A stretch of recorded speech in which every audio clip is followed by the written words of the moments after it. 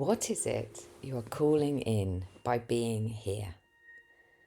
It's a question that I've asked in the latest recording for A Piece of Quiet, and it's something that I'm really curious about, and it ties in with intentions. But I think it's got lots of other threads that lead into lots of other things too. Welcome to the Henny Flynn podcast, the space for deepening self-awareness with profound self-compassion. I'm Henny.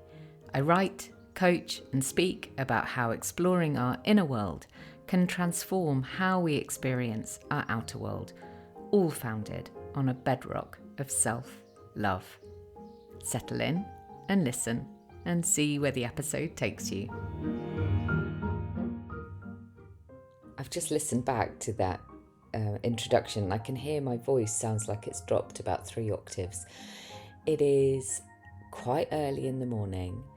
I am sitting wrapped in a duvet in a friend's house where I'm staying for the weekend, and clearly my voice hasn't yet woken up.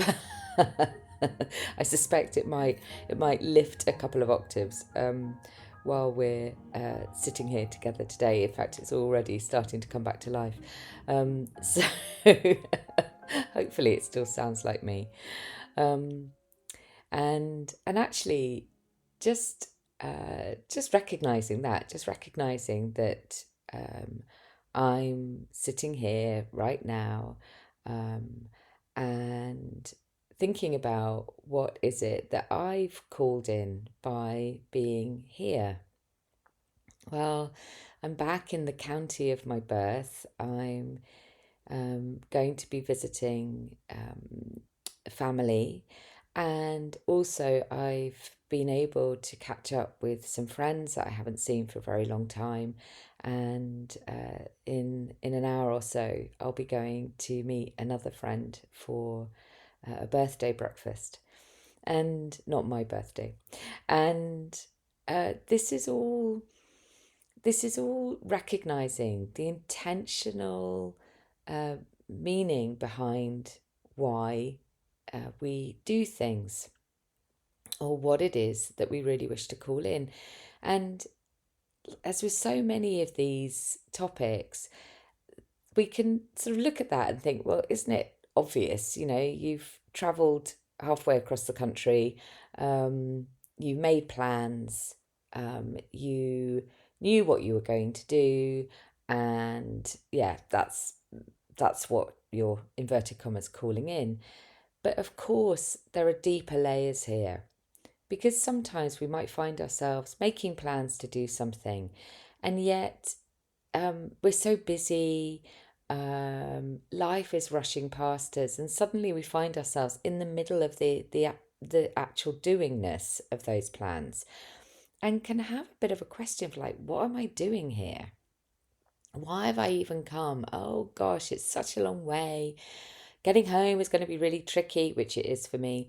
We can start to question the rationale behind why we have put ourselves into a particular situation. Now, that situation might be a relationship, it might be a job, it might be the place that we live, it might be going away for a weekend to see family and friends. So what I'd really love to talk about is just this principle, this kind of practice of being intentional. But I think that the deeper question within that can be, what is it you are calling in by being here? And we could shorten that, to be honest. What is it that you're calling in? But I think the being here part has a lovely dual meaning. I'm just going to have to move, which means you might hear the rustling of the duvet. Hang on. It can have a dual meaning, which is by being here in this moment, in this geographic place that you're in, Or it could mean by being here in an existential, metaphorical sense, by being in this part of your life, by being in this life that you've called in.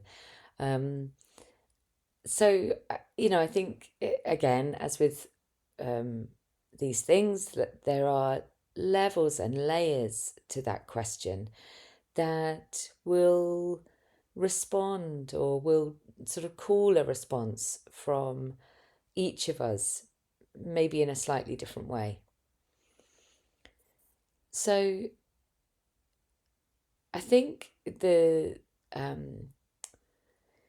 place where I was originally coming to when I was thinking about this topic is I've noticed that my work is really busy at the moment, and that's amazing. I've got lots of new clients are starting. Lots of people are booking in to the solo retreat. It's really it's wonderful, and that brings a certain degree of fullness into life. So, I need to be doing a little bit more diary wrangling. I need to be more intentional about how I'm using my time. And I have noticed that there's been a kind of whisper of an old pattern. And that whisper is a feeling of maybe I'm very sort of hesitant to call it sort of stress, because that's not the feeling that I have, but it's the whisper of that feeling. And so when I was thinking about this, when I noticed that, and I was thinking about it, and I was thinking, oh, it's okay, my darling, you've called this in. This is all work and ways of using my time, and sort of energetic attention that I am very mindfully calling in. However, when we feel stressed about the stuff of life, the stuff that's turning up in our lives, it can be really useful to see what it is that we've called in, whether that's consciously or unconsciously. So I just want to sort of pause there for a moment and just ask, is this resonating with anything within you? Have there been moments in your life where you've thought, oh my goodness me, there's like so much going on, but then when you've actually stepped back and looked at it, you can see, oh yeah, this is stuff that I've created. And I mean that in a really positive way, because I think it's also the flip of this is that we can get caught in a bit of a negative spiral, and and sort of begin to criticize ourselves for the stuff that's happening. And I do want to touch on that, but just for now, kind of staying with the more kind of I suppose not sort of toxically positive, but a kind of healthily positive perspective on recognizing that sometimes, when life feels full, it is because there are things that we have had control over, that we have owned, that has opened the flow to that stuff happening or that stuff arriving. Um, so just kind of checking in to see like how that is resonating with you. Um, because part of that, I think, that kind of healthily positive perspective can be recognizing the value in the things that are turning up. And I'm being deliberately sort of vague about like what are these things, because it will be so different for each of us. But it might be you run your own business like me, and work has got fuller. More work has been coming in. It might be that you have got your sort of social life has become fuller. It might be that people are reaching out and connecting with you more. It might be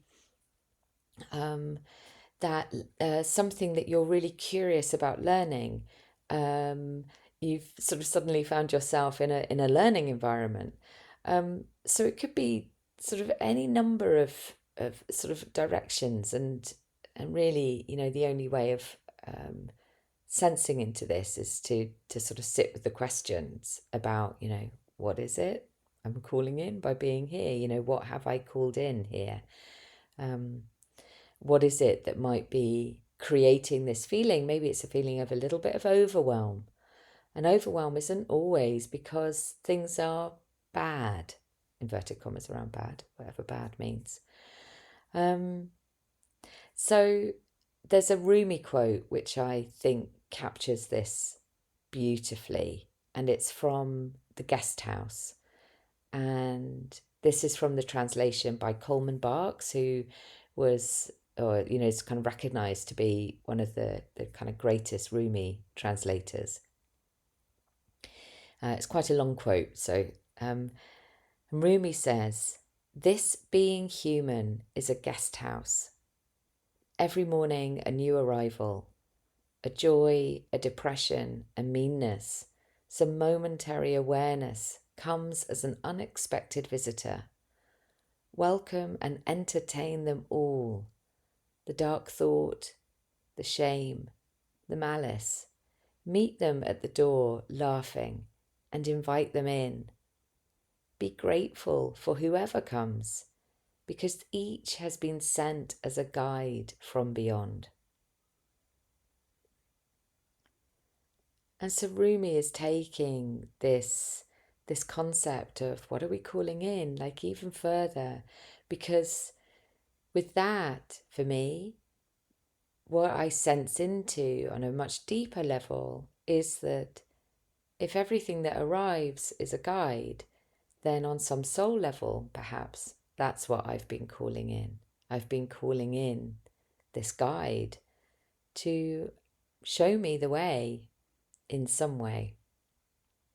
And I think it's quite interesting when we move sort of up and down through the layers of this kind of thinking, so we don't get kind of lost in a spiral of negativity, as in like, oh, I've made this all happen to myself, that's why my life is so terrible. We also don't get lost in a spiral of toxic positivity of, what doesn't kill you makes you stronger. And we are able to see, oh, okay, this thing is challenging, and I have the capacity to hold it. And somewhere along the line, I was also able to call in the resources that enable me to be with this difficult thing that's happening right now, just as I was able to call in the resources that enabled me to feel great joy and great pleasure and great happiness, and gave me the resources to be in those moments as fully as I possibly could. As fully as I possibly could, not as fully as everybody else, not as fully as somebody else might, but as fully as I possibly could. And they gave me the resources to resolve this situation in the best way that I possibly could. So again, this is about really holding ourselves with the deepest loving attention, deepest loving kindness. I think that there's also sort of another kind of facet to all of this too. And, there's something about this word like manifestation that, obviously gets used a lot. And I have a sort of a curious relationship with it. I kind of like it. I kind of like the idea of, look at what you're manifesting, or I'm going to manifest that. And I also have this sort of this very gosh, what is it? I like to hold it in sort of at a healthy distance as well. Not getting kind of too caught up in the concepts of manifestation. I think for me, there's something um, that resonates more for me, which is about being clear about my intentions and recognizing that I will be able to care for myself through whatever arises. So I can set my intention. I could set my intention for this weekend. And I have very mindfully done that, because actually coming back, spending time with lots of people, seeing family, seeing, sort of people that we might not ordinarily spend long periods of time with in our life as it is now, that can be really stressful, can certainly be stressful energetically, very stressful to our system. And for me, I spend an awful lot of time in my own company, um, you know, physically anyway, even though I work, online. Physically, it's just me and Anton at the farm.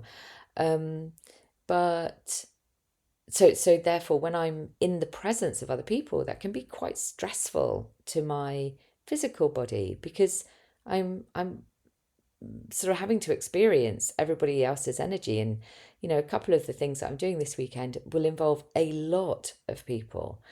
So I need to be really mindful of my boundaries. I need to be really mindful of my energy levels, and I've been really intentional about that. So I'll be doing yoga nidra. I did one yesterday in order to help my system be able to be in this whole beautiful few days that I'm away in the most positive way that I can.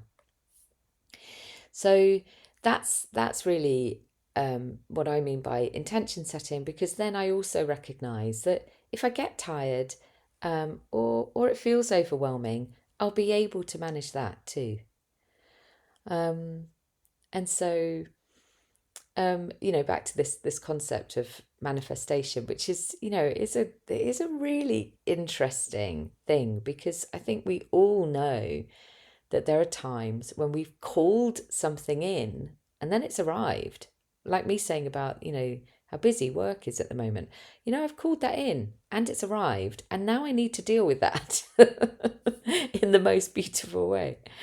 And there's this sort of email that you can get called Notes from the Universe. I don't know if how many of us here are familiar with it.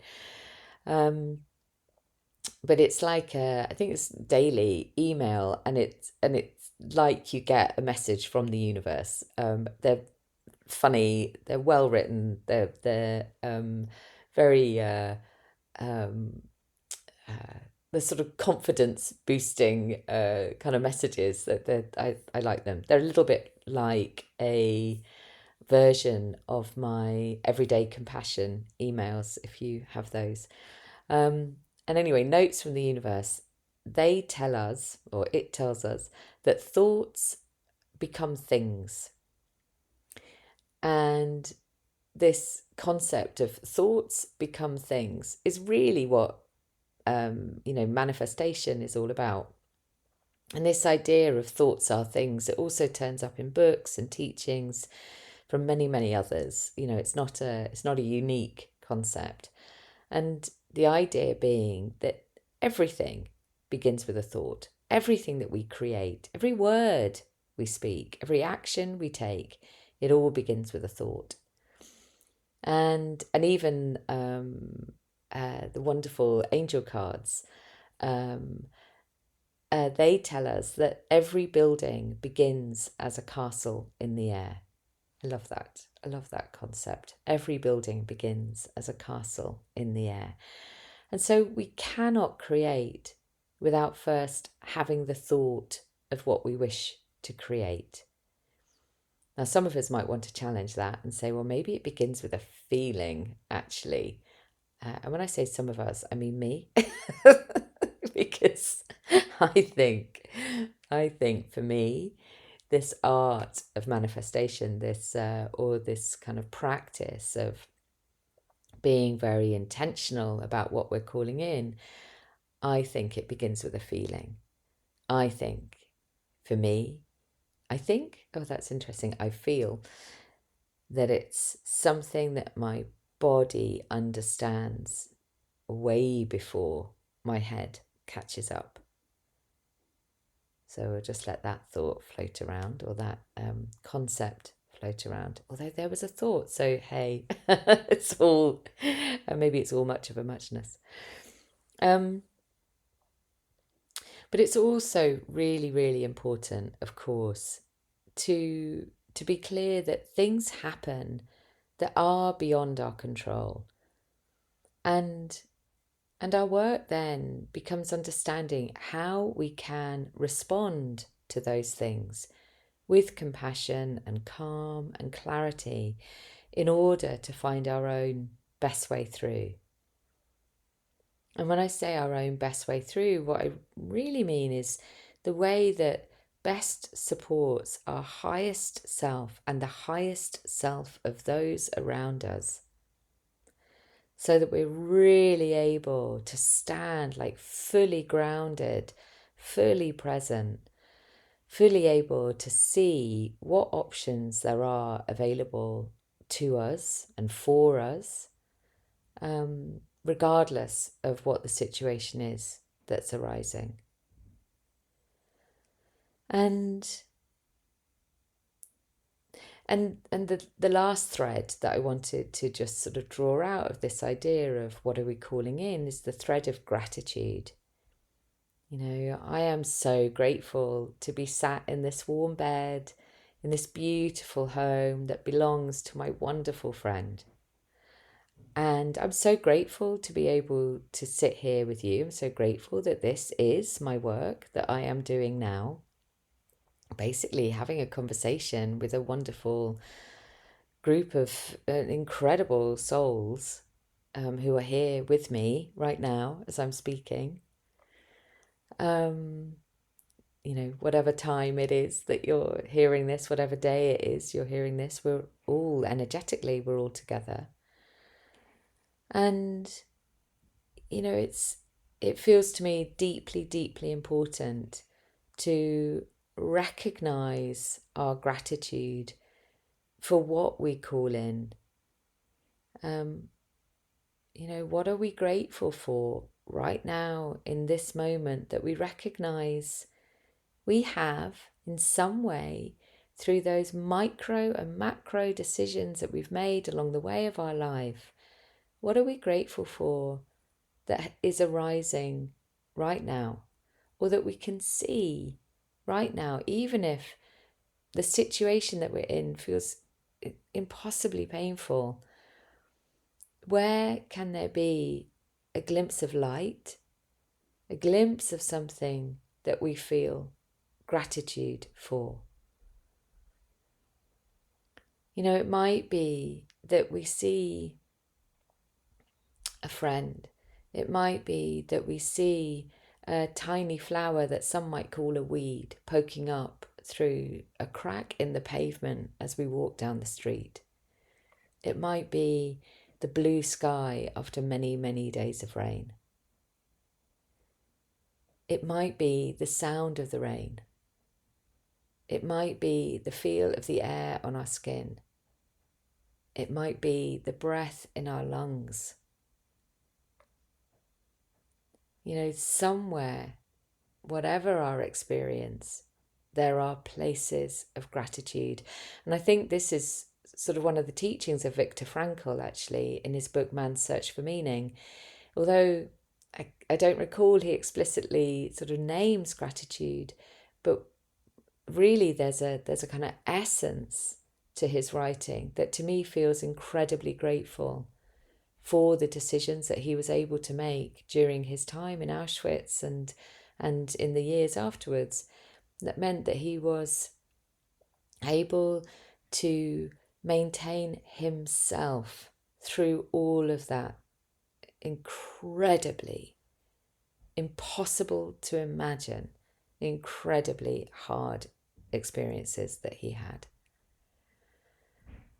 So recognizing where decisions we've made, those micro or macro decisions that we've made, have led to good outcomes. Let's stay there. Let's stay in the stuff that feels good for us, just for a moment. Whether that's sort of something kind of practical or tangible that's happened, maybe a job that we really wanted, or a friendship that we notice is deepening, or maybe the way that we've resolved an argument, or maybe, giving ourselves some time in nature. Maybe, maybe it's new sheets on our bed, or clean sheets on our bed. Whatever it might be, these kind of big and tiny things, they're all really important. And the practice of gratitude has got so much science behind it. And that leads on to something I want to share actually in a moment. So, I think sort of being able to recognize these things around us, within us, about us, being grateful for our sense of humor, maybe being grateful for our empathy, being grateful for our body. They're all important. And I think sometimes we can have a very human desire to kind of minimize the impact of what is good in our life, because we have this built-in negativity bias. And part of what gratitude does is it helps us rewire that. It helps us be able to be in the world with less rumination, to be able to really honor and acknowledge the stuff that is good, as well as being able to see the stuff that is tricky and challenging, but without perhaps so much judgment in the way that we see things. So this leads in rather beautifully, it's almost like there's a plan, leads in rather beautifully to a quest for gratitude, or the quest for gratitude that I am offering up into the world. It begins on the 26th of February with a gathering, so on Zoom. Everybody is welcome. It's completely free because gratitude costs nothing. And you can find out more, and you can sign up through the link in my show notes. You can also, if you join the mailing list, you can just email me if you want to join that, or again, use the link in the show notes. I'll be sharing more in the emails as well, in the mailing list. But essentially, it is 21 days of gratitude. That's the quest. Our quest is for 21 days of gratitude. Now, in the gathering on the evening of the 26th at 7 p.m. UK time, I'll be sharing some more of the science behind gratitude, so that we can really sit with understanding like why this stuff works, and also inviting us to personally reflect as well, not to share those reflections, but to personally reflect on the power of gratitude in our own life. I will share my own story about how gratitude has significantly helped me in reshaping the way that I experience the world. And we'll also do a deeply relaxing practice, and we'll do some journaling together. And then the next day, on the 27th of February, I'll begin sharing some tiny little prompts, gratitude prompts. And the invitation is to write 1 or 3 or 7 or maybe 21 points of gratitude that you notice in your life each day. There's no pressure to keep up. It's not a challenge. It's a quest, and a quest is something that we enter into with curiosity. and each of us embarks on this quest in the way that's best for us. Do the quest that's best. And then we close. I think it's on March the 19th. We come back together as a gathering and we do some reflections. And I think it's going to be really, really beautiful. Over 100 people have already signed up, which is lovely because I only mentioned it into my community a day or so ago. And I'd really love to have you there too. And I will explain everything on the 26th. And if you can't make it on the 26th, I'll be doing a recording and I'll share all of the details about how we're going to do this at that point. So I just want to say I am deeply grateful for you. Deeply grateful for you being here.